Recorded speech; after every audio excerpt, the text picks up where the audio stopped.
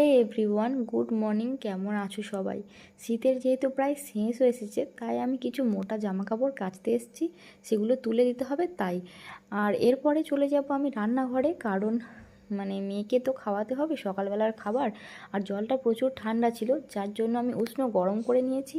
ছাতু অ্যাড করব আর একটু ডাস্ট করা কাজু দেব। ওটাই ওর সকালের খাবার, প্রত্যেক দিন ওটা ঘুম থেকে ওঠার পরে ওকে দিই। আর তোমাদের একটা কথা বলি, কালকে যেহেতু ডিনার বলা ভুল হচ্ছে, লাঞ্চটা দুপুরে বাইরেই সেরেছিলাম।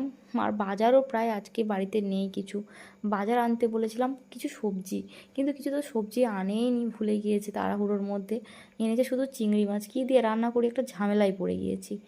আর বিকালবেলা চলে আসলাম একটু ভিডিও শ্যুট করার জন্য, রেডি সেডি হয়ে গিয়েছি, ছাদে যাব। মিচি কাঁদো, একটু কাঁদো, একটু মিচি হাসো হাসো হাসো। তো একই হয়ে যাচ্ছে মা।